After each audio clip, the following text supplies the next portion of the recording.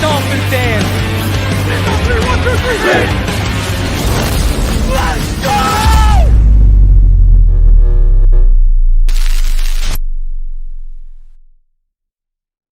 What is good, Fin Nation? What's good?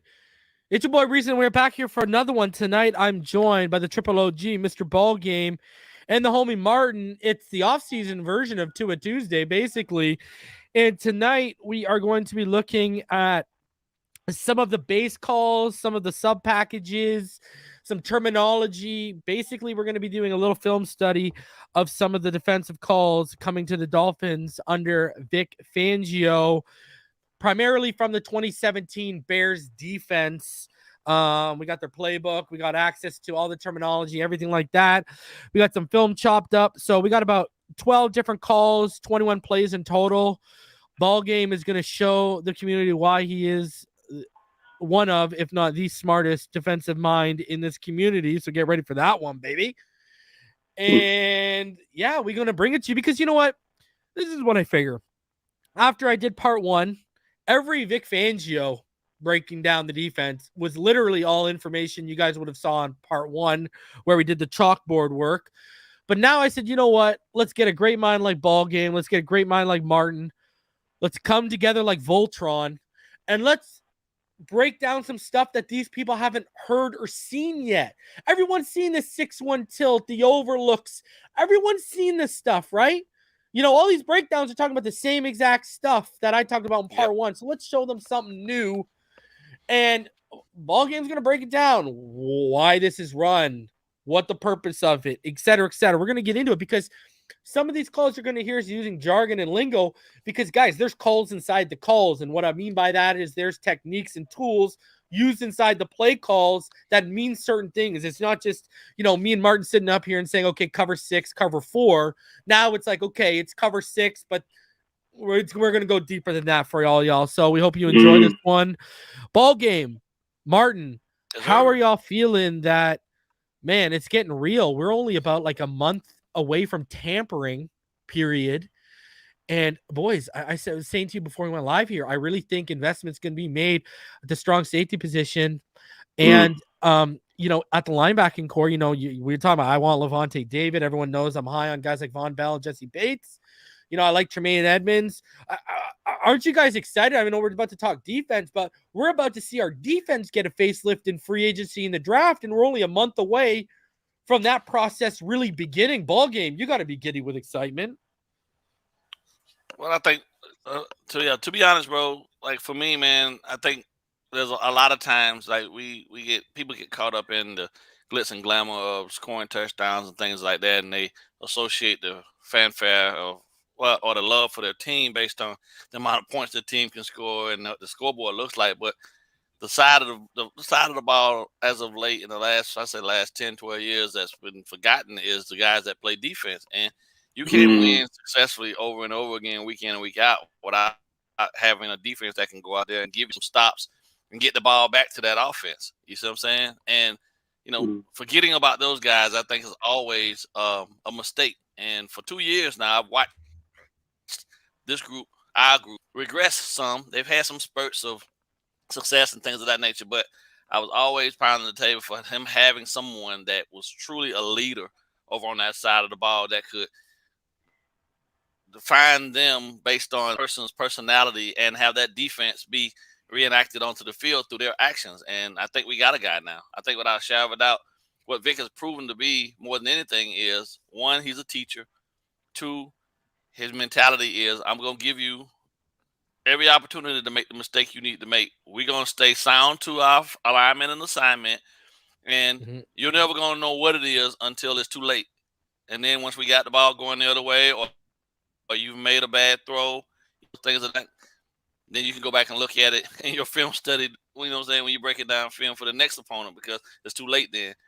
I like that he is aggressive when he needs to be aggressive, but there's aggression at all times. His mentality is, if we have an opportunity, we're going to take it, but we're not going to put ourselves in any position to leave the man behind you completely out, you know what I'm saying, out of position, so that he's exposed. We play as a unit. When we move, we all move together.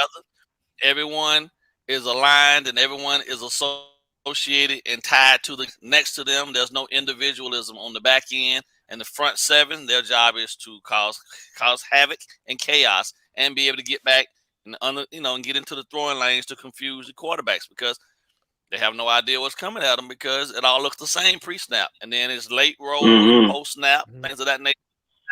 They've really figured out who's open. The pressure's there, man. Done deal. And that's old school football for me. And I think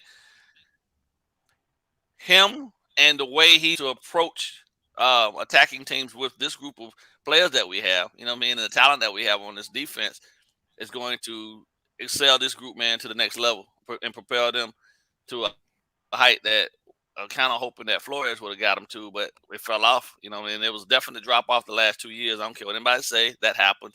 And it's unfortunate because had they played at least 4 more games like they played in the last, you know what I'm saying, the last ones down the stretch when Boyer was worried about keeping his job, things could have been completely different in a lot of those games. And I'm not one that subscribes to the fact that your defense shouldn't win you a couple games. I think if your defense is good, you have the players and the talent there on that side, they should be able to win you at least 2 to 3 games a season, just off of the fact that they're keeping it on the other side of the 50, or, you know what I'm saying, or they're just getting the offense the ball back so much that they're just stifling that other offense. You know what I mean? And that's a defensive win, in my opinion, because if you got short field with an efficient offense, you should be able to score points, whether it's field goals or touchdowns. But if your defense isn't allowing anybody to get any points, that's a defensive win, in my opinion.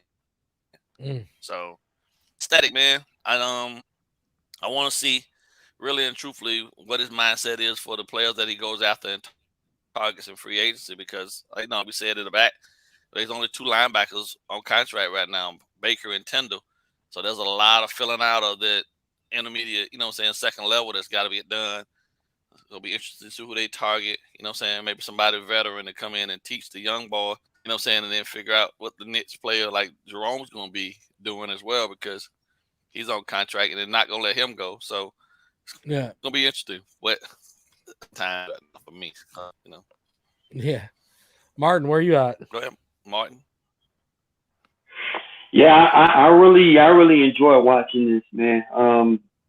It's kind of like a double-edged sword, because at initial glance, it looks so simple, but then when you get into like the crux and the nuance of what you're seeing on defense, you're like, oh, okay, that's actually more complicated than Bro, Martin hit me up and said, "Yo, I ain't seen a coverage coverage role like this before, bro." Yeah, it's really but the reason why I say like it's so simple initially is because you have those guys at the tail end of the defense, the last line of defense and the safeties, that are always looking, you know, forward. There's nothing that gets behind them.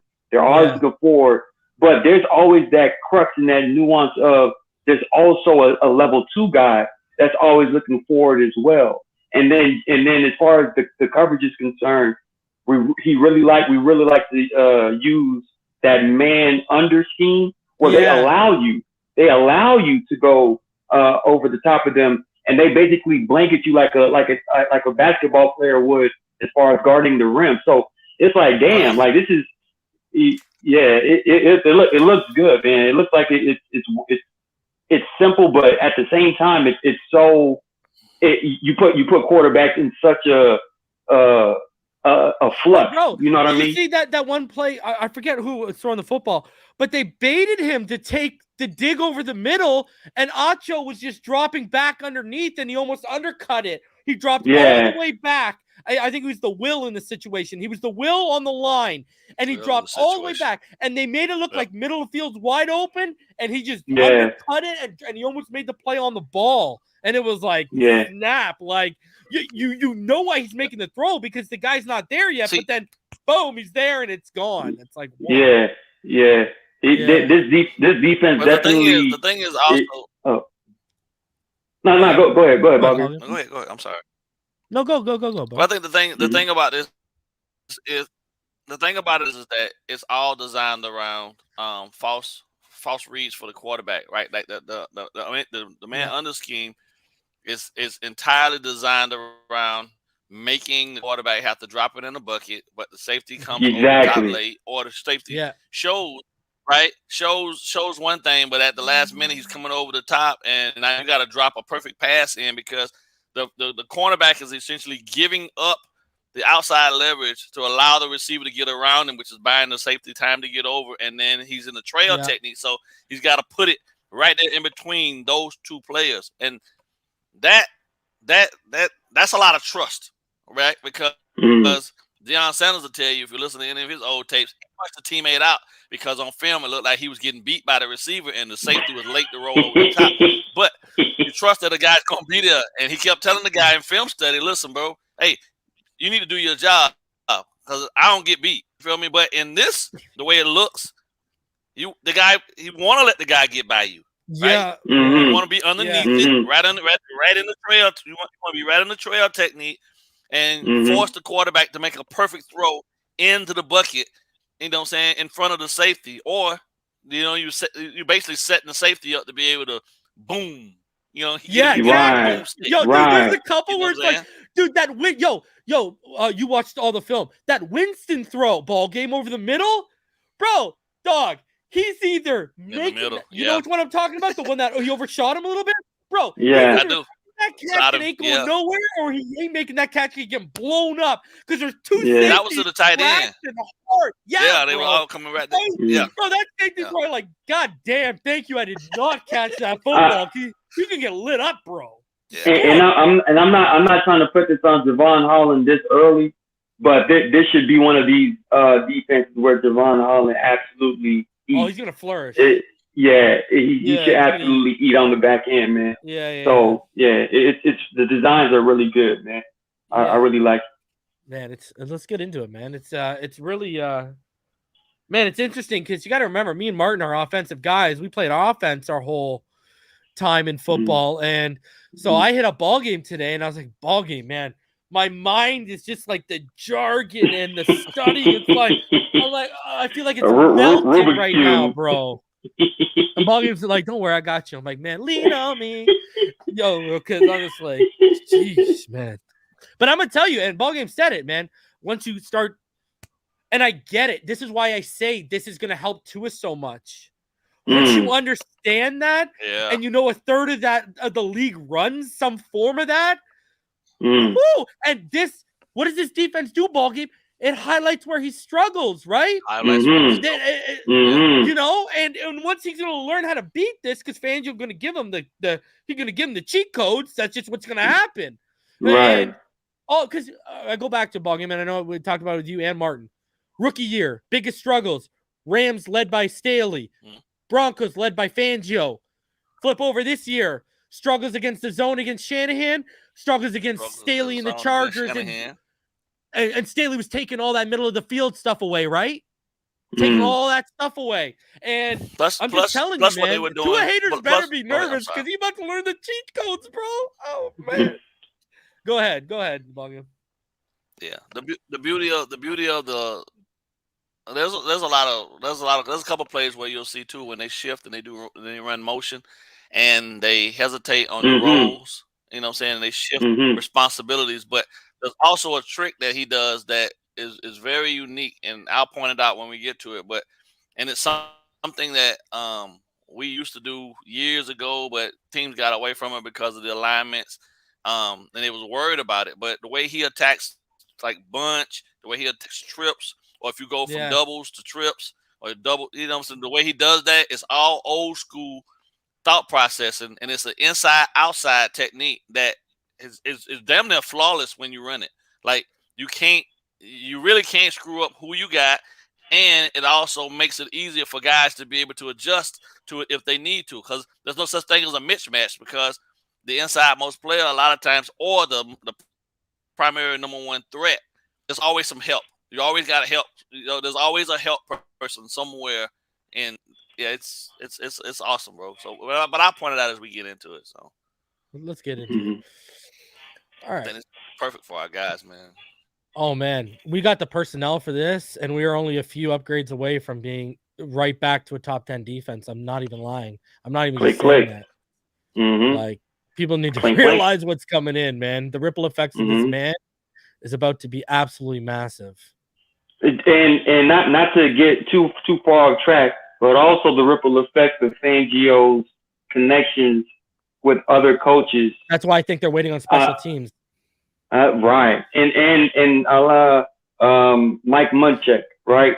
Yeah. O-line coach. I kind of saw a quick should the Dolphins go after Mike Munchak? I was like, dude, I was on the phone with EM Dolphin fan when I finished that episode when Fangio confirmed. So I saw the Applebaum news as soon as I finished that episode.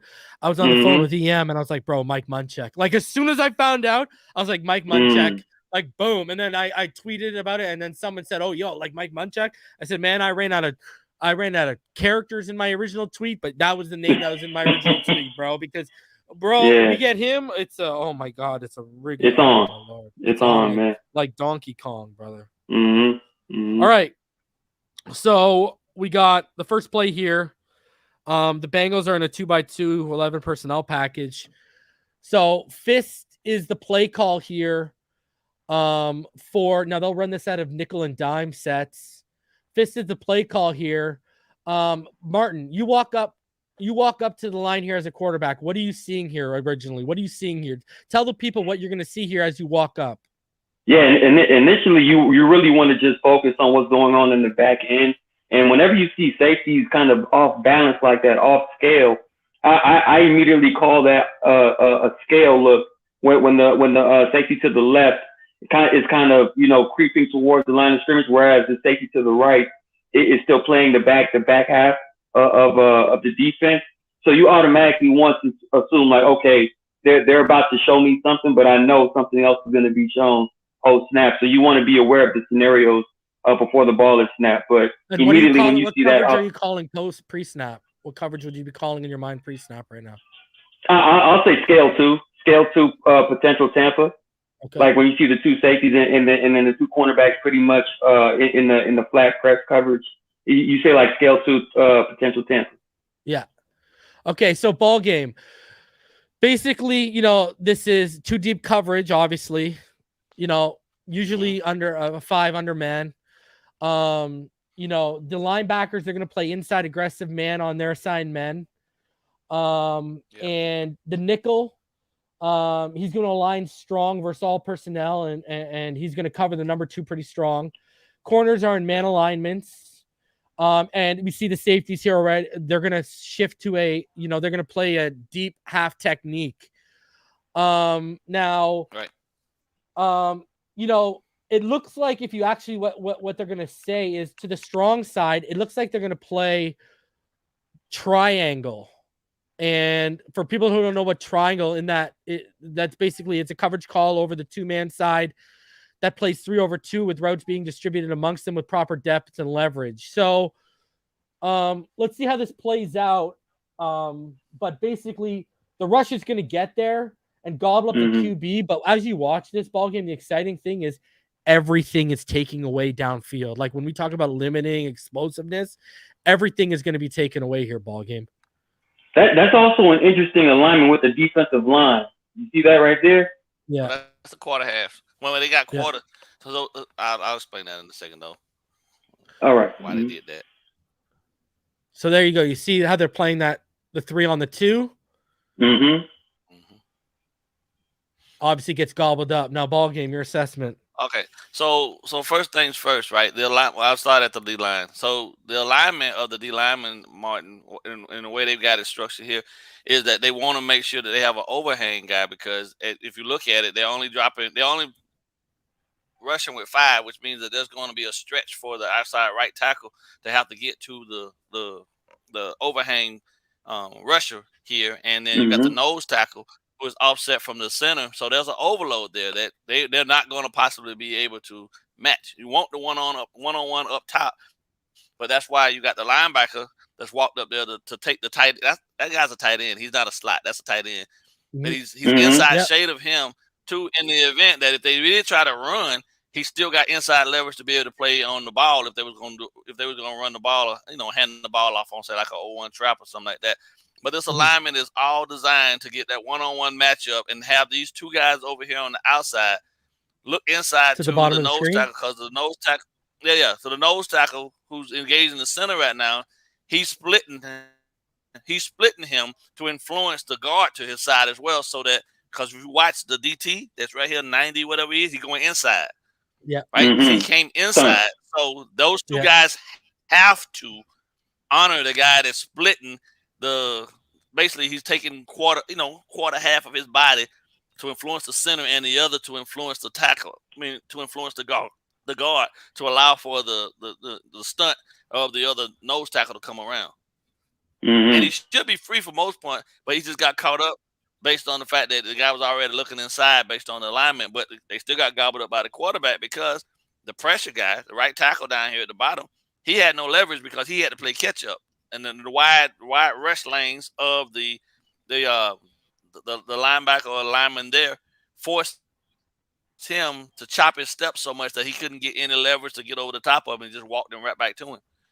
Down here in Mm. the second level, because they're playing inside shade, they're playing outside shade, but playing inside shade on the running back and on the tight end, and they're giving the outside receivers outside releases because they got help over the top if it gets to that point. But they're taking away the Mm-hmm. quick reads because they're anticipating that the stunt is going to cause so much pressure and push them right back into his face, and that's what you got. You got the rush Mm. itself was so effective based on that stunt that they could take the insides away, which is a quick read for the quarterback, because outside development Exactly. route would have taken longer for it to get off.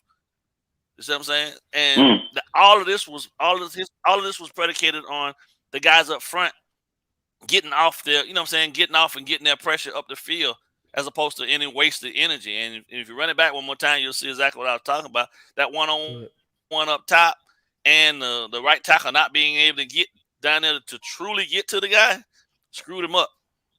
Yeah. Watch how he has some chop And steps. Watch how he has. See, he has a yeah. chop, Mm-hmm. set him up. Done deal. And that's such an interesting pass rush because that automatically allows the interior defensive lineman to pretty much toy with the interior With the offensive interior lineman. offensive lineman, yeah. Yeah. So Yeah, that's a really good scheme right there. Mm-hmm. The thought process is always that if you can get the guards to turn, just off of the initial step up the field with them and get them to turn either inside or outside, you can walk your way through the door to whichever way you want to go at that point to get to the quarterback. If they stay square up in that first step, then that gives the defender a choice then to make. But if the offensive lineman automatically turns trying to catch the blocker, then you already got an advantage at that point because now he skates. Now he's on skates. Now he's playing catch up, Mm-hmm. and you already got forward momentum taking him where you want him to go. And you just walk through the door and you Mm-hmm. just close off the avenues for the quarterback to get away. And see here, Mm-hmm. they did it the same way, but they did it a different way. The only thing they did differently here now is that they're head up over the guards as opposed to in the center. So Right. a little wider angle, but then they took, if you look at it from the top down, you got outside. He's playing the corner up top. He's playing outside shade, but he's probably going to wind up treating it like it was quarters. But in the same sense, now the linebacker that's inside of the defensive end right here, he's playing off of the tight end that's there, but he's still inside shade of him, so he's going to take away any slants, which is going to make the throwing motion for the quarterback that much longer. And everybody here, and if you move down one to the linebacker that's right here underneath the second DT or the strong side DT, he's basically inside shade of the wide running back, so that the running back flares out to the Yep. flats or something like that. He's got a perfect angle that he doesn't have to change up and chop his feet to come across the back edge of the DN as well. And there's no lineman to get to him, so he can make a flat, he can haul ass to have inside leverage to anticipate that the running back can't really catch the ball and do anything but get outside. Give me a sideline, and that's it. And it becomes one-on-one. And it becomes one-on-one. Yep. And I think in coverage terms, the coverage term they use here, ball game, it's called cut. What you're talking about, the corner outside, safety inside, and they use that bracket tag in the other man-to-man concepts. That's in his terminology, they use the coverage here is called the cut with what the safety. I'm just relaying what his terminology is. So ball game. So the cut, laying it out for you. If he's calling the cut, then what he's doing is you can see it. And I'll tell you exactly what he does. Yeah. Okay.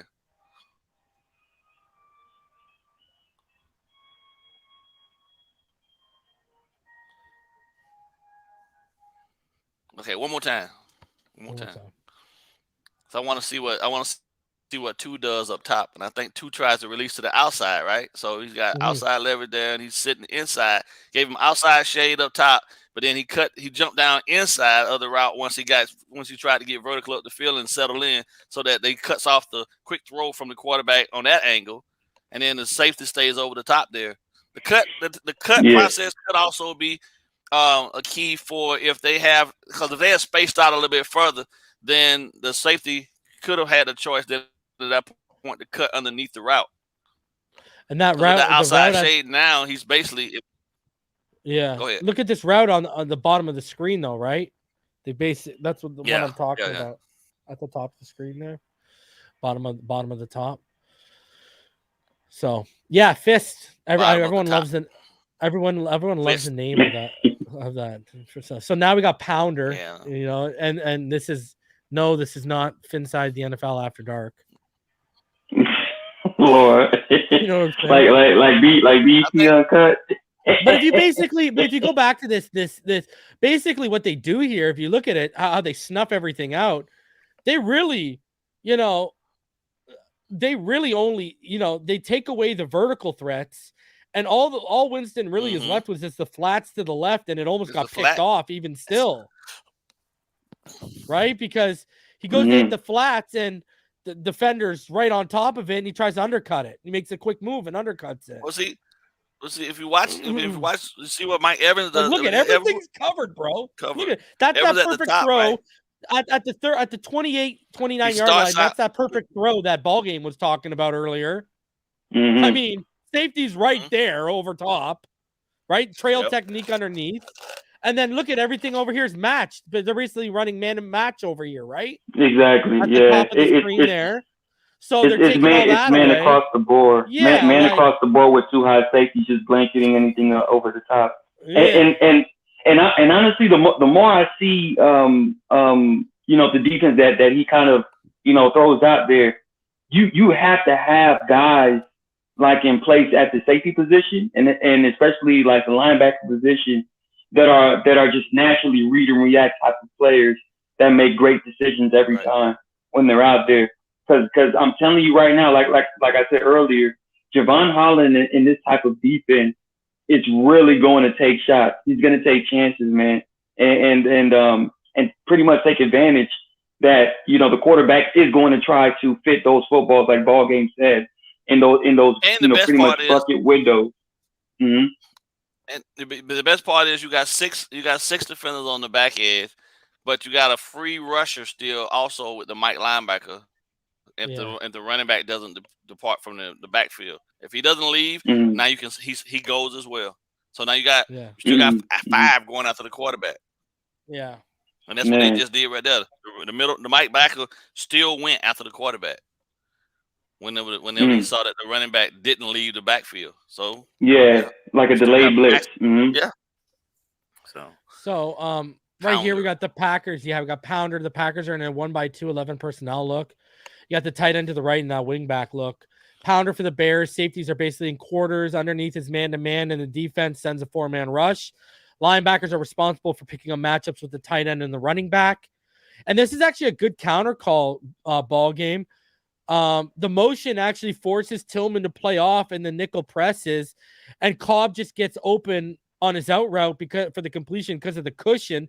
But again, all the vertical explosive stuff is like taken. This is like legitimately bend don't break, right? Like look at how the switch happened there, the road, and just because of the cushion, he got that. But there's that release ball game was talking about again. What the trail technique underneath and the safety over top, ready to pop you if you make the throw. But he's just, you see him now, he's crashing to that side because the ball's there, right? But look at man-to-man concepts and then the trail out of the slot again, right? Off the press. This pounder call could also be could also be used against maybe what they've seen previously from the Packers in regards to them coming out and running out of this set too. Because when you put your two safeties in quarters reads, they have run fit responsibilities. Yeah, not a lot of other defenses give you run fit responsibilities other than cover four. But when you got two quarter zone with your safeties up front, they can also, because I don't think they don't bail, they poach. They don't, and then they wait and see what happens. Yeah. So then, that's perfect because then you still got run support. Even though you spread out or you still got even one-on-one matchups across the board, you still got run support from the secondary level too. So, go ahead. And you see here, it's a good counter because look at and they just take the underneath, but everything else is wiped out. Yeah. And then now you're going to see it here. It's a 1x3 set for the Lions. Stafford in the gun, the running backs who's left. Again, it's pounder, obviously. With the inside stack, the technique on the call inside the coverage to that side would have been triangle, as you've seen post-snap, even after the motion into trips. Stafford clearly watched the tape, though. He extends the play, notices the 3x2 outmatched side to the right. The drag comes free late, and he makes the throw to the weak side where all the space is. So, but he had to extend the play, right? He has to extend the play. That's the key. If you don't extend the play, you're screwed because you're opening to the right side here, and everything's outmatched, right? When he extends it, the drag comes free, and look at that. That's how he was able to counter it, was by extending the play. Other than that, he was pretty much, if you watch his eyes, he's pretty much screwed by the pooch, right? You know, like if you watch his eyes, he's dead. Yeah, like that's triangle to that right side. It's wrapped, right? So the way they could have fixed that, so that didn't happen though, is they could have just swapped. What happens is you're right, because they get rubbed. Watch the drag over the middle, rub right there. See? Bam. Yep. Yeah, the rub screws it up. So, but that's a good call, and they clearly watched the tape, right? And he saw what he saw and knew he'd have the left weak side. The rub came. I mean, it's a good counter, but you got to be creative on that. He needed to extend the play, and that's not going to happen a lot, right? A lot of guys are going to get probably finished off right there, right? So, it worked, but that was a pick out a running back too. Yeah, but you see how what I like about this ball game, the structure of the defense took away anything structurally they could do, right? Yeah, they had to be, the only way you were beating this is off script. You could not beat this structurally. That's what I love about this. Yeah, exactly. Right. That's impressive to me, man. So I don't know, ball game. I like it, man. Run that back one more time. I want you to see something. I want you to see something very impressive here. Watch this. Run it back once more. Yeah. Okay. Now watch at the very bottom. Yeah. Right? Watch 27. Right here, the DB here at the bottom, right? Yeah, at the bottom, at the 44. Right, yeah. He's supposed to have at the 44. Watch what he does. And watch out. I want people to watch how beautiful this is. Watch. Up the field. Got it. Look at the effort he puts almost in. Had him. Yeah. Yeah, almost got him. Bro, he didn't see that delay coming, eh? Nope. Good stuff, man. Pounder. So you can still send pressure and still have sound coverage. They just needed to communicate possibly the rub potential, but you don't necessarily know that right out the bat. You know what I mean? But they could have swapped and switched, and they just said, I'll take what comes first, you take what comes second. And then that clears that up, because I like how they play the bunch too. Go ahead. This kind of also brings to mind. We played the bunch horrible all year until the very end. I agree. We did. Yeah, we did.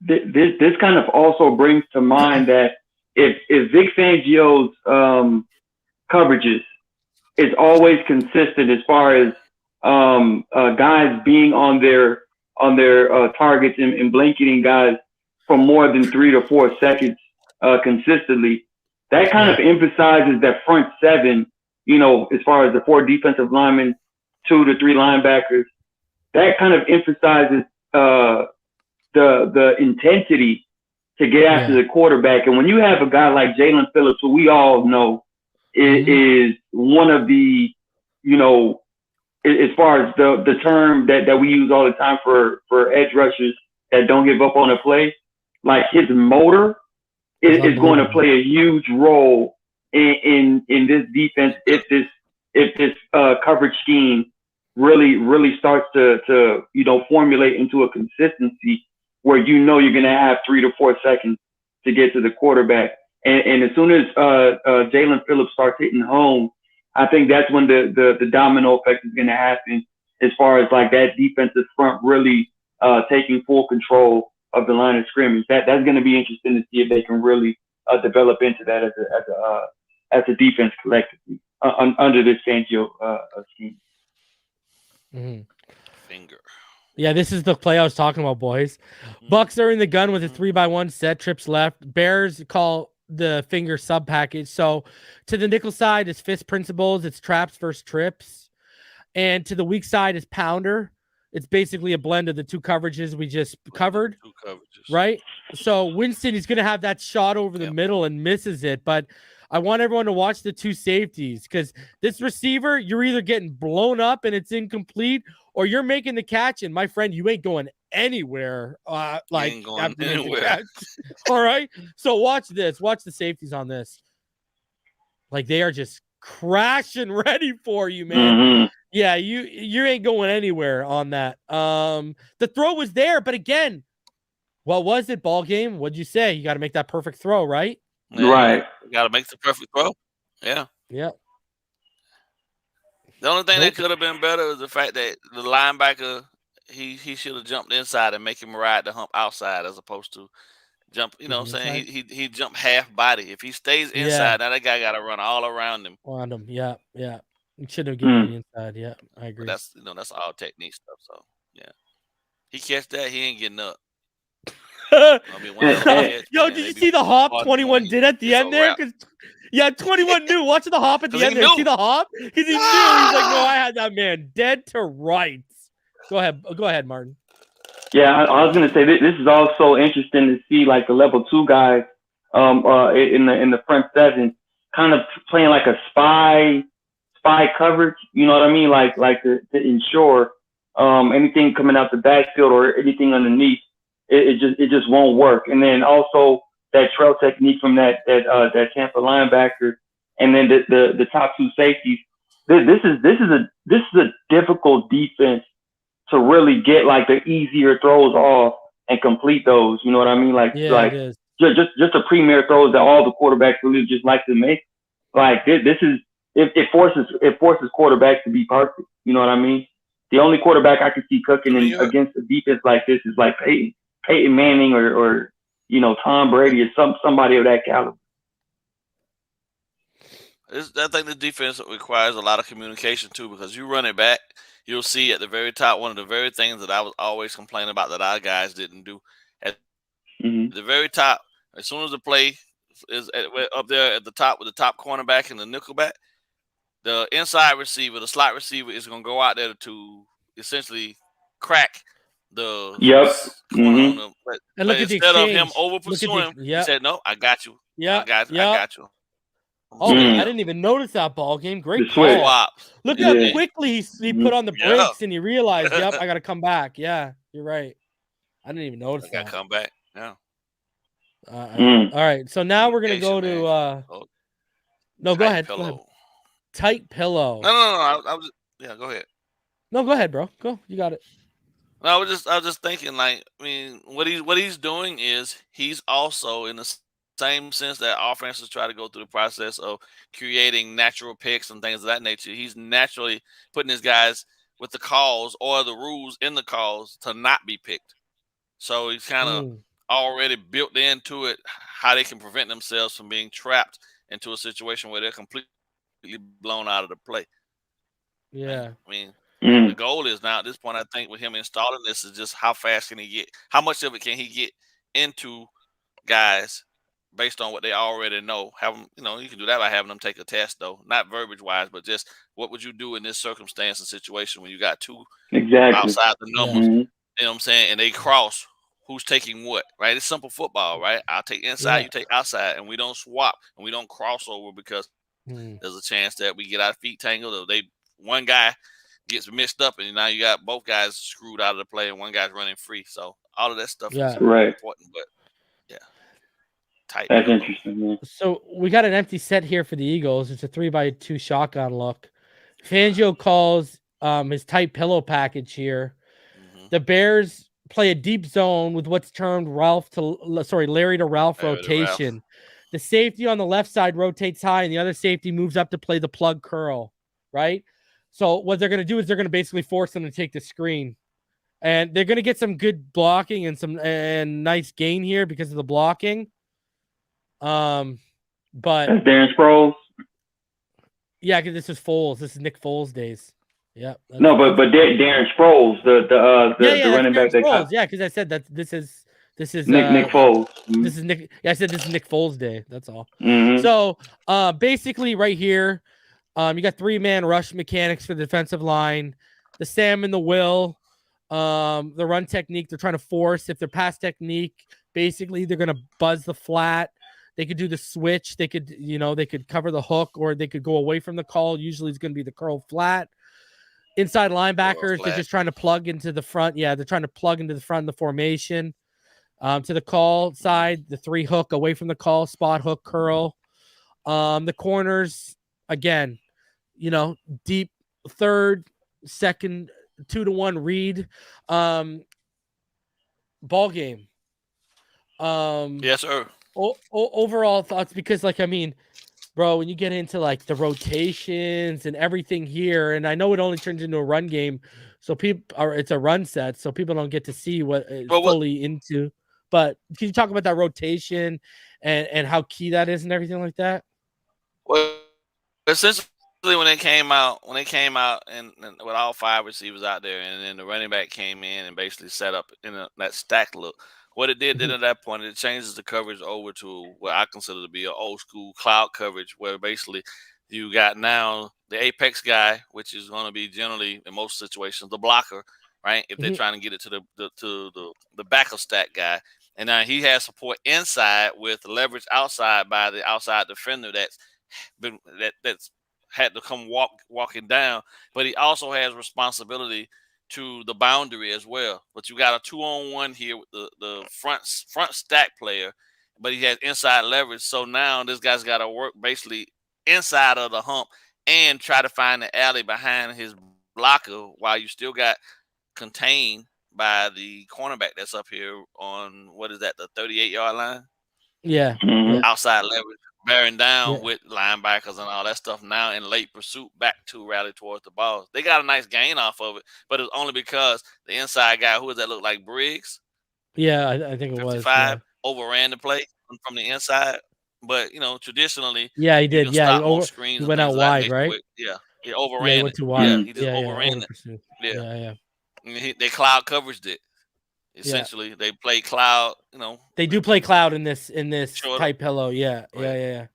No, I'm just saying they do. They usually run a cloud call to the side of the Ralph or Larry. That's what they usually do. The Ralph or Larry, right? Yeah. They had numbers there. It's just the inside pressure defender just overran it, unfortunately. Because if he'd just stayed steady and just held his water, the guy would have came right to him. But it's hard when you got all those bodies, especially for screens. When you got them all coming in, guy want to get downhill as quick as possible and establish himself. But sometimes you bring yourself out to play, and that's what he did. Yeah. So the Falcons are in a 12 personnel look here. Matty Ice, 1x2 single back look.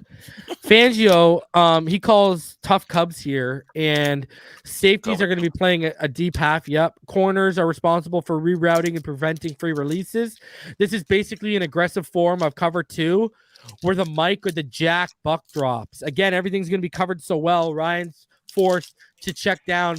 That's a term people are going to be hearing a lot more in this fan base now under this defense. Buck drop. Well, no, Jack. Can you explain the Jack terminology? Linebacker. Can you explain Jack just for everyone? Because that's a term they're going to be hearing in this defense, I think.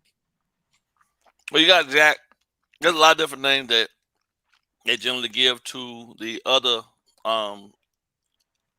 athletic linebacker that plays in coverage or can play in the middle of the defense. You know. Yep. I mean, you have traditionally the Mike usually has responsibilities of running the buck drop, but if you got 2 athletic guys that can actually run and get stride for stride up the seam in the middle of the defense to provide that middle of the cover 2 defensive what would you say responsibilities, then they can swap off those depending on the alignment of the alignment of the offense. And generally it's either the Mike and he's calling it the Jack, which is just basically the other Jack is the other linebacker, or we call him the Jack of all trades. Because he can do a little bit of everything. That's what I knew him as. Yeah. From any position. Or he can run stuff. Yeah, Jack of all trades. Yeah, it's Jack. So yeah. And again, it's just terminology too for people. That's all. So the Eagles are in a 2x1 11 personnel set. Let me ask you again, Martin, you're walking up to the line. What are you seeing right now? You're in a single back 2x1 personnel set. You're looking at this. What are you seeing? How are you diagnosing this? Under center, I'm definitely looking at the linebackers because under center is different than shotgun, as we know. You're right at the line of scrimmage. You want to make sure that there's no bluff blitzes coming. You want to check that real quick, but obviously you check the back end too with the safety, and it's another off scale look with the safeties kind of off balance, and that's a scar look with the right safety kind of hovering down. Yeah. But as soon as you see that motion, that's when they start reconfiguring and rebalancing themselves, and then that's when I'm like, okay, this might be a Tampa 2. Once you start to see them kind of readjusting back to their natural alignment, so I'll assume a Tampa 2 before the snap. And they bait you into see how they. I want everyone to watch 93 right here. That's amazing. Look at everyone. Watch Acho. Yeah. Okay. Watch how they bait you into the middle of this. Is what I was talking about earlier. Look at how they confuse the quarterback and they bait him into the middle of the field throw. It's open. It looks like it's open. Watch this in full motion right now. Watch. Comes up. Okay. Bails back. Oh my God. See how they bait you in that throw? And that's a big boy. You don't think he can move like that, bro. Yeah. Right? You're saying, that's okay, impressive. he's in coverage. Then you snap. You get back. He's coming up. Now he's dropping. You're like, what the hell's going on here? Wow, that's impressive. That's impressive. 93 was impressive. Yeah. But look at the Jack. Look at the Jack get on this buck drop. Watch. I've seen that. Watch how he gets his eyes around. He identifies the threat and he is running. Look at that. No space stride for whatsoever. stride. Hips open to him and everything. Yeah, bro.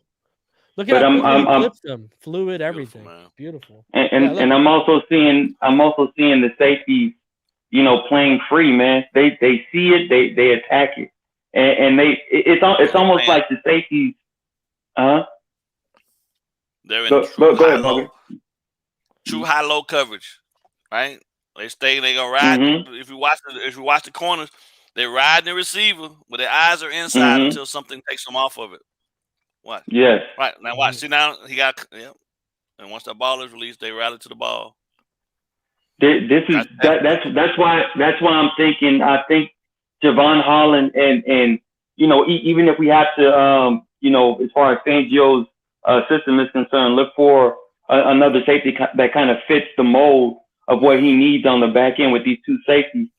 these guys are gonna really be, eating as far as nowhere to go for the quarterback. He just has to take his chance with certain routes, before the receiver gets out of his break. There's going to be a lot of opportunities to just jump routes and just get these major interceptions, man. And it's going to be interesting to see, man, for real. A balanced formation like that, the one that we're going to go up next, doesn't present much of any type of challenge for what he's calling right here. Like these guys, you'll see. Yeah. Go ahead, man. It's just crazy how watch how they move. This is the one I was like, I'd never seen a coverage like this. The Saints are in 12 personnel. Breeze under center, single back, wide receiver. That's Ginn motioning to the right side. This is roll luggage. Lou here.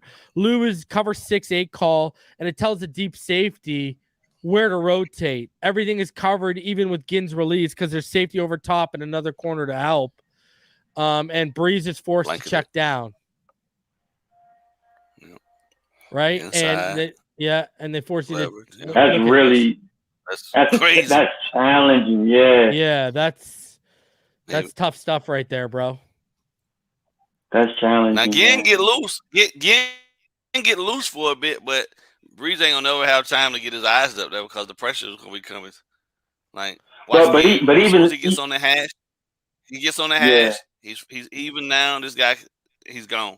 Right? He's split. But even so, the reason why I said I never seen this before is because that backside corner. Look, he's drifting up the field. He let his guy go because he knew that safety was rolling down into that coverage. Yeah. So he pretty much blanketed everything on that back end, and it's like nowhere to go. That's what makes it the Lou is when that's what the Lou call is. That safety rotating to the left side there, right? And then this back safety just backpedals, sticking to the same half, basically, right? Yeah, and the cornerback played it first. The coverage call, So, and look at he's got you could really call this roll luggage Lou 13 because clearly the target is Michael Thomas here, right? They got a man underneath and they got a man over top. Yeah. Right? There's nowhere to go. Yeah. Yeah, they're rolling to that side. They know he's going there. So, yeah. And again, Vic Fangio's defenders are so disciplined, man.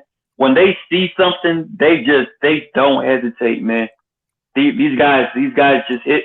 They just trust it. They're taught to trust what they see. And that's difficult to do. You know what I mean? Like, I don't know, man. That's a tough defense to kind of gain any type of yardage. Outside leverage of the, Talk about this ball game. Hard to figure out this is roll luggage, but a different look ball game. Look at this. Right, because when you look at this from a quarterback standpoint, you're not used to having the cornerback stacked over the outside shoulder of the defensive end. You feel me? So then at that point, it's like, what's this guy doing, and how can we out leverage him? But you can't out leverage him because of the fact that this guy, the defensive end, is going to take an outside. It's turning everything back in, and he still got look still got protection. Yeah, they're ready for the run fit. Look at how the safety is ready for the run fit. Yeah. Look at that. Just stuffed. Nowhere to go. So we showed you how roll luggage can be effective in coverage and against the run as well. Right? And then here we go. We got what's called 9 by Fangio is going to be the call on this one. So basically it's a 4 under 3 deep match zone. Now, usually against trips, 2 back sets, versus twin and a 3x2 empty, it plays as what is called the 9 here. So the Mike fit, it's basically fit run based on the front formation. The nickel is aligning to the passing strength. The safety is going to have the safeties are going to have a Rob Lee rotation away from the nickel. Let's run this and show you what we got here.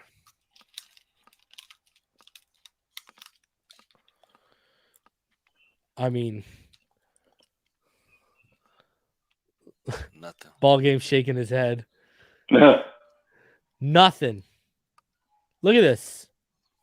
Look. Everything. Everything is just, where do you go?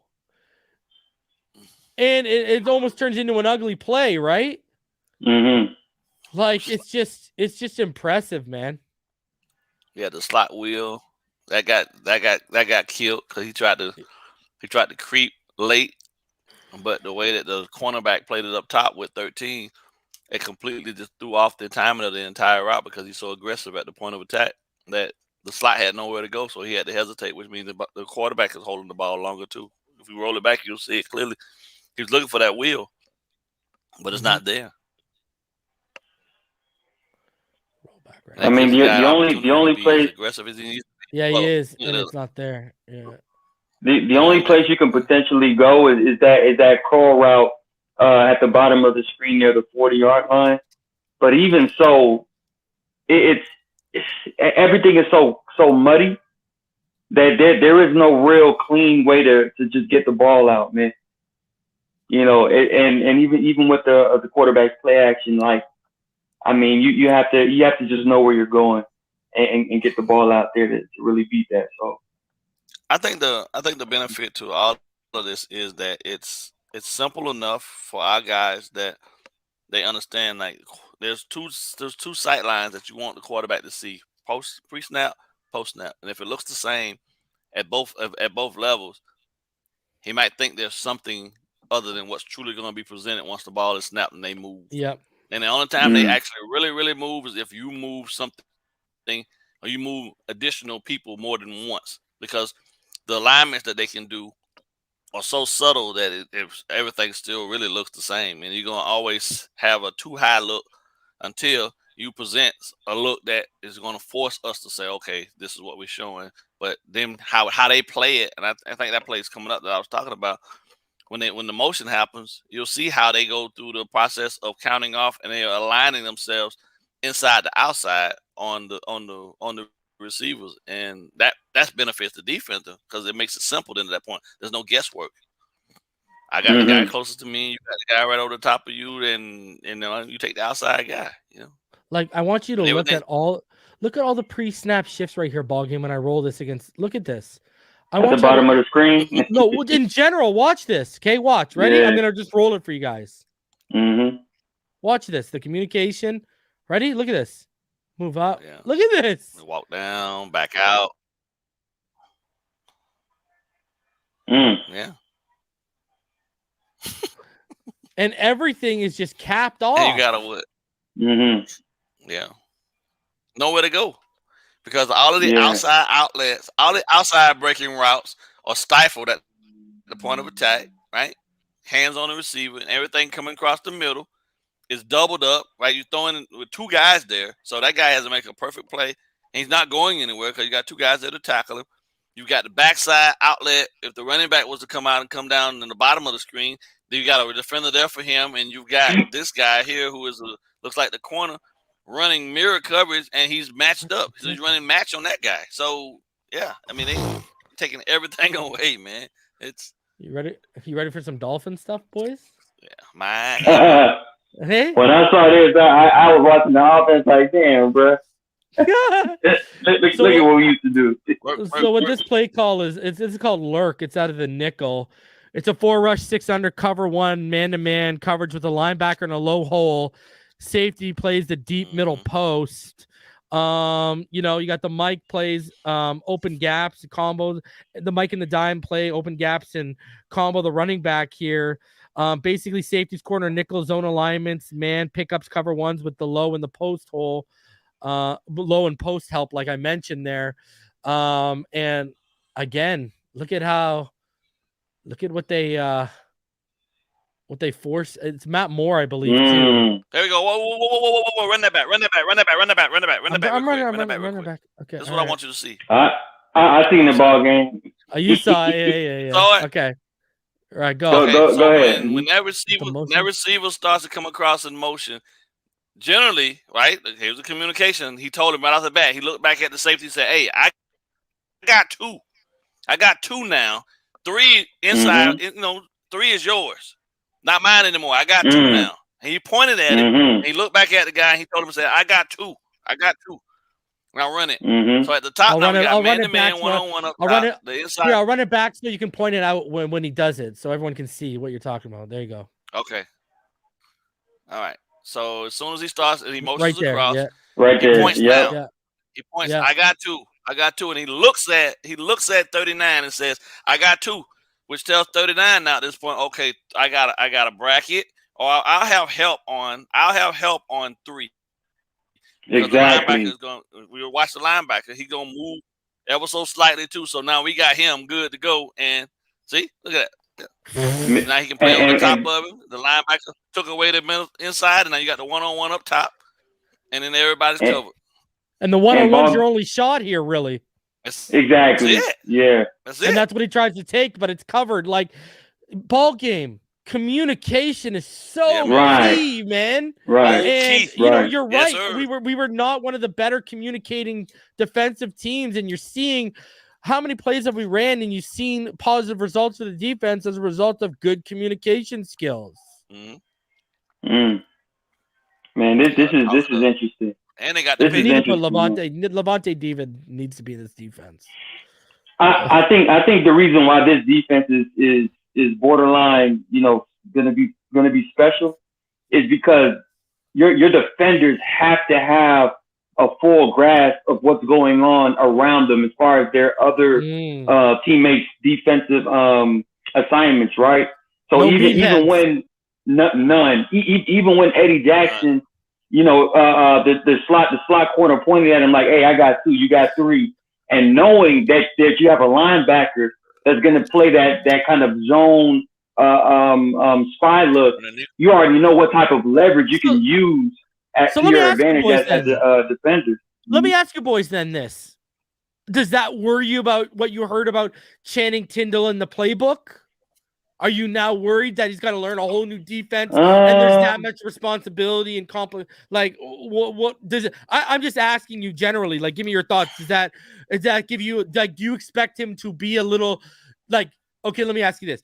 You don't expect him to be a contributor right away because of what you've learned, right? You expect him to take a little bit of time to grasp this. What do you think, ball game? Right. Where are you at? I think what do you across think? the board. Yeah, I think unfortunately there's going to be there's always some growth curve that has to be manipulated and dealt with. But I think overall they told him last year, just watch guys, right? Watch film. Watch how guys move through different responsibilities and things of that nature. So if they didn't get him too engulfed in the aspects of the terminology, I think the learning curve for him might not be as large as, you know what I'm saying, as predicted, because he's still a raw slate. You know what I mean? And if you know, I think Fangio and the defense can get their hands on him at a crucial time where he's still eager, he's not defeated by the fact that the terminology and all these things that he's just not comfortable with are just too overwhelming for him, right? You know, he's still a kid. So his desire to get on the field is going to be determined essentially how much he gravitates to the teaching. And Fangio is still a teacher. At the end of the day, I think that's one of the great things about the older guys. They still teach a lot. So if he can get in there and, you know what I'm saying, and acclimate himself to just the responsibilities of the position and slowly learn the things that are normal to him, that he knows how to do already, if he can just associate the terminology to it, that makes it that much quicker for him to pick up. And then you can start worrying about the more in-depth stuff that he needs to do. But all these guys going to have to learn how to talk, man. Communication is going to be key. So he's got to do that just as well as they do. You know, I'd throw him in there sooner than later, to be honest with you, because his athleticism is undeniable. Yeah. Right. Honestly, BallGame, I think and he needs the rest. And I think Tyndall is I think he's special when it comes to no different than Jalen Phillips. He has such a relentless pursuit ability to just go after the ball carrier. I wouldn't be surprised if Fangio, just to get him out there based off of athleticism, wants to put him in situations where he's going to be a blitz specialist and really allow him to use his athleticism, get comfortable with being out there, and then eventually the game will start slowing down for him, and then those nuances and little complex assignments, if this then that, I think that'll start naturally coming to him. But at the very least, we have to have Tyndall out there putting pressure on the quarterback along with Brandon Jones as well. Those two should be like really exclusive just pass rush specialists in this defense, as far as the back end coverage always being tight. Those two can get home on the quarterback, bro. If we have to do that like right now, Yeah. All right, let's go. I know BallGame's gonna love this one, so I'll let BallGame just take this over, because you can see the confusion by Nick Foles. Nick Foles starts IDing at the line, and that causes them to change their look. Yeah, so you roll out. Yeah, we're gonna show you something different. Now you don't know what it is because you still got press at the bottom, but everything else. That's tough. Yeah, man. Still got the same assignment, but we're just gonna show you a different look. I'll play off, but I ain't gotta go nowhere. Your guy gotta come up the field. Look what the corner did. Yeah. See what he did? I still got man, but I don't have to go anywhere. He's gotta come to me. To me. Yep. I just got all I gotta do is just waiting at the top of his stem, right? He's just waiting at the top of his stem, basically. That's it. He started pointing all out, because he started audibles and pointing out things. So you want to move him out? You want to flex him out a little bit? Okay, no problem. Let's go. I'll move back to. He still got to come up the field. What a read! Just make a play on the ball. What a read! Ridiculous. Good defense, man. So now we're going to get into ring here, which they like to run out of nickel looks as well. Man-to-man coverage, man-to-man alignments are basically determined by the jersey number alignment. Jersey number wide at number 1, you're going to play fist to him, pounder away. Jersey number inside at number 2 or number 3 or close to number 2, you're going to play pounder. Adjust the number going in a motion. If jersey number is in a 3-man bunch, you're going to play pounder with pounder tools. Split safety tools apply here. So you see here, we got a Fitzy sighting. Fitzy, look at IDing things. And we got... I think he got it figured out until now he walked him in, playing off. Yeah. Takes the hit. Ain't much open, buddy. No, and he took the hit, and he took a big hit. Paid for it. Oof. Man, that's just tough. That is just tough. What are you gonna do, right? No, I'm seeing it, man. I'm like, you know what? And that was Deshaun Jackson too, wasn't it? Yeah. Yeah. All right. So now, look at now they're giving you. Now they're giving you. Yep. And again. Oh, he took the pop. Oh my god! That's look at that. I think the Lou. It was the Lou, right? Right. Boom! Killed him. That's the freedom. That's the freedom of this defense that intrigues me so much. When the safeties can actually, read, react, and know that they have other players to really cover for them in that particular area. I'm interested to see how the safeties are going to play in this scheme, bro. Which is why Javon Holland should be licking his chop. Yeah. You can terrorize crossers. You can terrorize dig routes. All of that, because they essentially all this looks like it's doing really essentially at the core. They rerouting guys to the big hitters on the back end. And killing you on the way. Jeez, bro. That was big time. Destroyed. Look how they play this bunch, though, bro. Look how they played the bunch. Like, legitimately look at how they aligned to it, right? So you got outside shade of the outside bunch. You got the apex receiver at the top of the bunch. Watch how they play him, and then you got the stack. You got the inside. Well, he should be inside a little more, but now they don't chase, bro. They don't worry about. They just say, okay, if my guy go inside, somebody's inside to take him. If you go up the field, we got somebody to take you, and whatever comes out, I'll take. That's what 23 is looking at now. Whoever comes outside, that's what I'm taking. Watch how that's how you're supposed to play the bunch. You ain't supposed to chase anything in the bunch because it's too confusing. You never know what the guys' routes are pre-snap. They're playing fist to the top and pounder to the bottom, right? That's what they're playing right here. Yep. Yeah. And do they pound? Holy bro. Yeah. Oh, welcome to the league, kid. So here's what they call Zeus. Now, Zeus, usually it'll be Zeus and then the jersey number. So it's a zone defense determined by jersey numbers alignment. Jersey number at number 1, and you're going to Roy or Lou to them. Jersey number inside at number 2 or 3, you're going to play quads. Side away from the jersey number is going to be quads as well. So quads is basically quads coverage across the board. So you could use box, busker, squat right out of it, tricks. You could even rack it weak side with an edge. And what they're going to run is the final coverage is going to be stuff, 8 or quad. So stuff is basically Roy Lou coverage to the weak side away from the nickel. That just changes if the nickel runs with a motion, right? Stuffing a designated jersey number or side of the formation is basically to play cover 2 over them. A squat cornerback, a deep half safety, and a vertical hook man to wall the middle.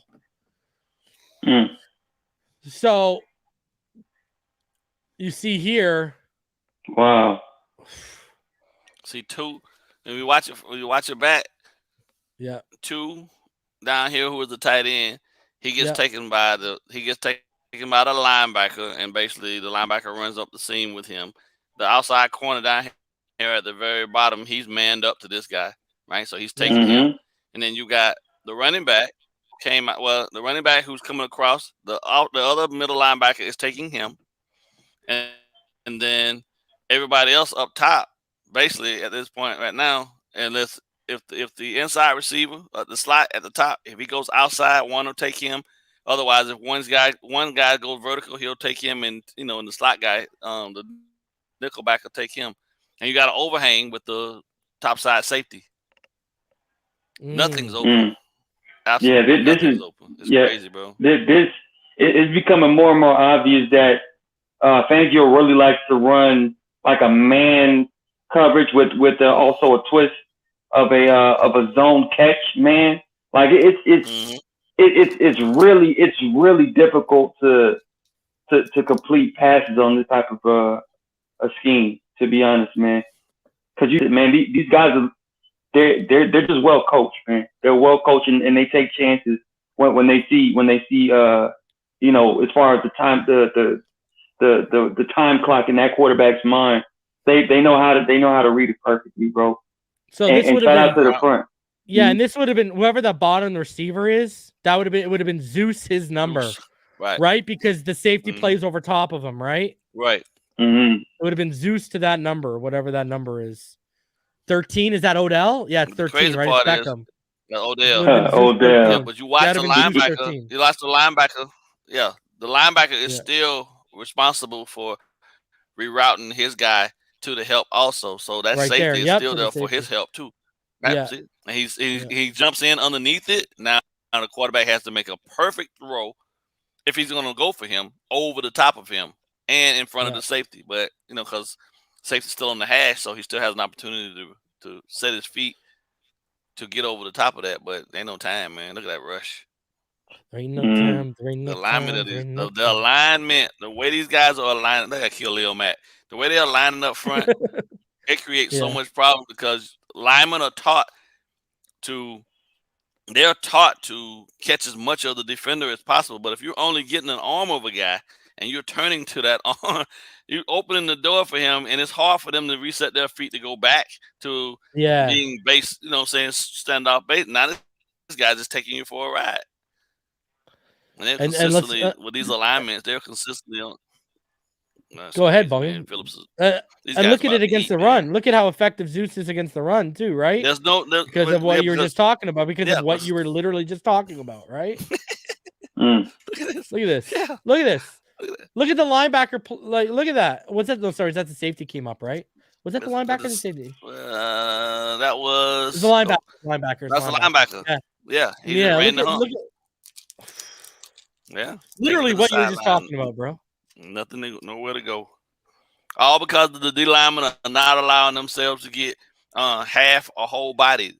They're only catching very little of them, and they got their hands. Look how he's standing up in his Is that a ball game? I'm asking this as an offensive mind. I gotta ask you this. Yeah. Is that a result of Fangio's gap and a half, and not playing a one gap or a two gap because he plays gap and a half, and ideally with gap and a half ball game? Correct me if I'm wrong. You're trying to get the best of both worlds with a gap and a half scheme, right? Yep. But you also putting yourself in a position to officially be screwed if you guess wrong, right? Right. Because if you're fully in the gap, all they have to do is close the door on the gap and leverage you inside, and then they can open up the one right next to you, and you're completely out of the play.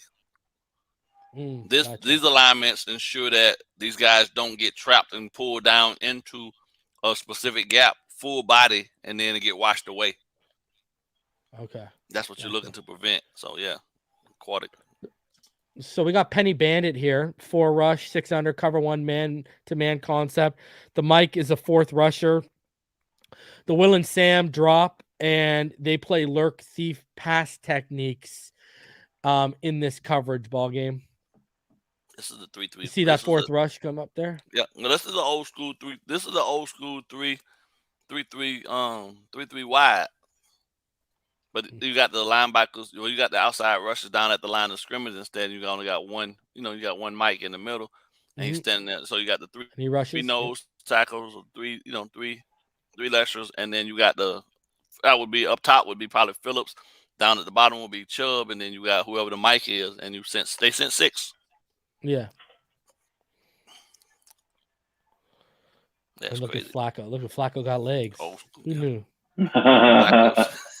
Who knew, huh? Super Bowl MVP. all these alignments, man. It's awesome.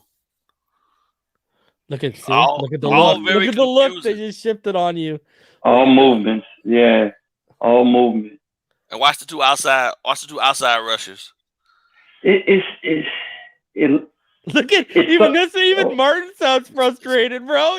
Fake blitzes, man. Look at that. Yeah. They legitimately fake blitz both outsides, and then they drop everyone back. Yep, and they got the pick. Look at that. That's brilliant, man. Mm-hmm. Like, look at this. It looks like everyone is coming, and look at the drop back all of a sudden. Taking that underneath stuff. It's really smart. Yeah. It's very good. Like, I can see why Fangio takes credit for making quarterbacks' lives living hell. Yeah. Like, just the tone in Martin's voice. Because look. If you looked at that pre-snap, right? If you looked at it pre-snap, you wouldn't under no circumstance think that this. You think you got the middle all day. You think you got the middle all day. Yeah. Yeah. Yeah. It's challenging because, again, you're seeing guys playing with everything in front of them, and when it comes to from the snap of the football to the timing that you want to have with anticipatory passes, when you have guys that just break on specific routes, it's a living nightmare to try to anticipate when you need to make anticipatory passes. So boys, I had to include this one. It's called Miami. It's a 5 under Tampa 2 creeper pressure with a Mike as the 4th rusher and the weak side end dropping. Possible target rush between the Mike and the strong side end. For people wondering what a target rush is, that's a rush pattern between an end and an outside blitzing DB or linebacker. So, and look at the confusion. Well, you know what would impress me about this ball game?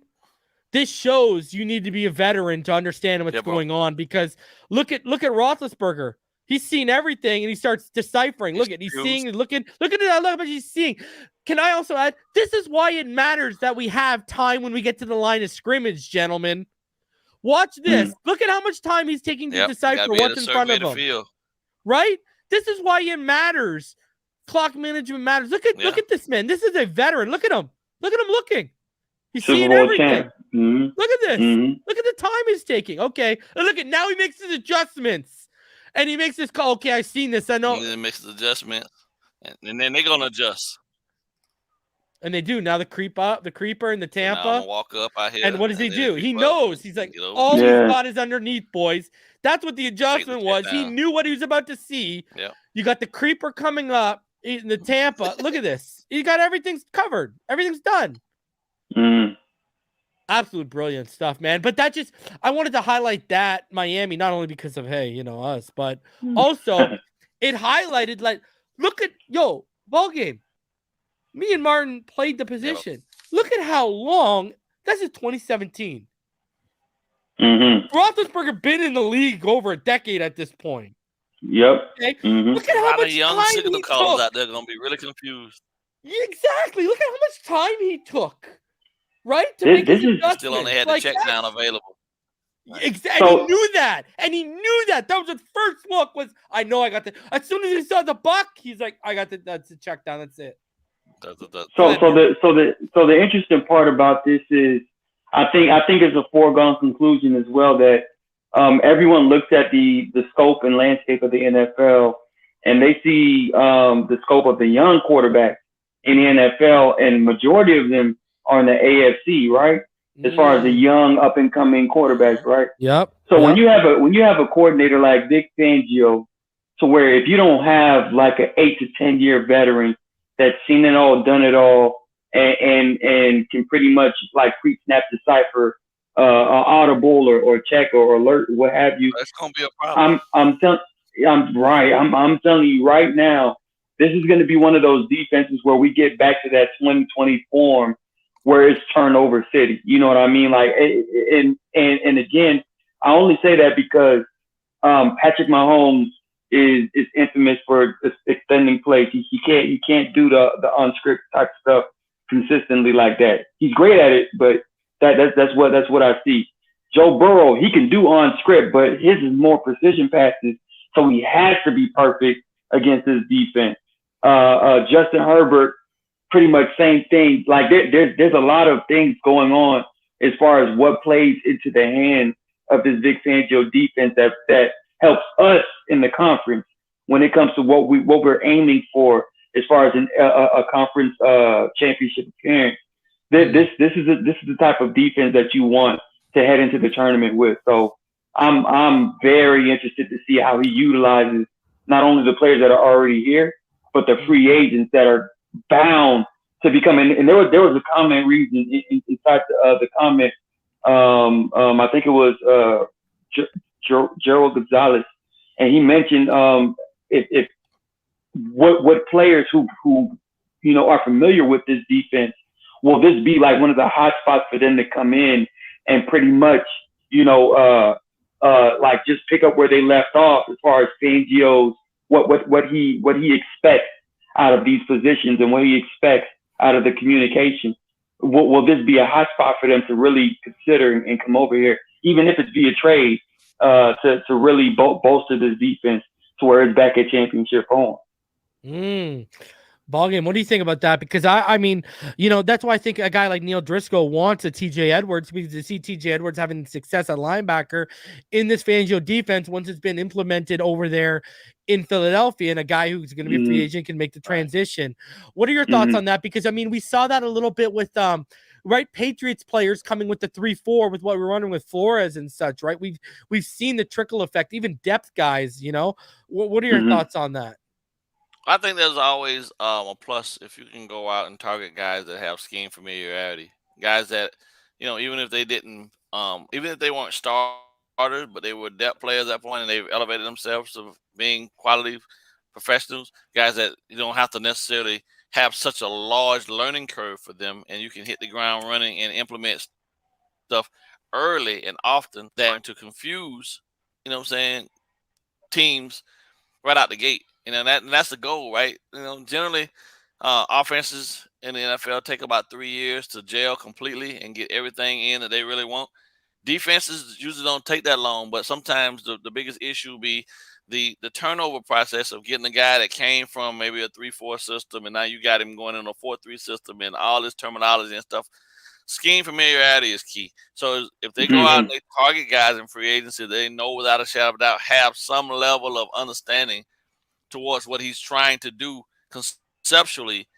That greatly enhances the chances of adding those guys in with our new guys, and then adding them in with our guys and cutting down our guys' learning curve as well, right? Because essentially, a lot of what they're being asked to do is still man coverage, but a lot of it's match coverage. So it's zone. It's zone to a certain degree, and then it turns into match where you latch on and you run with a guy if there's no other threat in that area, and that in itself can add, that in itself can add a lot of nuances and challenges for quarterbacks as well. But I think overall, what really comes down to is scheme familiarity, and guys that, like I said, have some idea of, have some already preloaded knowledge of what Fangio's ultimate goals are in terms of how he's employing the defense will help tremendously. I don't think the guys in the trenches, right, are going to have a problem with the gap. I mean, with the alignments up there, I think that's gonna open up a lot of whoop ass for a lot of people. Because what do you think about Raekwon Davis in this defense? What do you think about Raekwon Davis in this? Yeah, love it because he can take over. I think in this with the way that the gaps are played and not played, his size and his overall ability to just be, because you can't really double him based on the alignments. The most of the time it's probably gonna wind up being Wilkins that's gonna get the doubles, and then Raekwon will be free. Or if they make him the Rhino. If they make him the Rhino, then that might be different. But I'm saying the Rhino is just the larger of the two defensive tackles down there in the box. But in the same sense, that doesn't necessarily mean he's the slowest of them. That just means that he's going to be eating up the vast majority of the double team. Yeah, he's a space eater. Yeah, he's a space eater. But he'll still have a chance. He'll still have a chance to thrive in position, because a lot of the formations that teams run these days are still going to put him in one-on-one situations, because most teams are not looking to try to stretch their center too much. And if he's quarter gap over, center can't get to him, so it's just him and the guard, which means that he still can get to eat. So I love it. Yeah. Oh, man. To see him become a grown man here full term. Beautiful. Guys, exciting stuff to come. I want to thank really good the Triple OG, Mr. Ballgame. Absolutely extremely insightful. Martin, thank you for joining as well, guys. Awesome episode. Awesome little film study. I'm going to be back tomorrow night with Mr. Ballgame in Richmond. It's another episode of The Finish Line.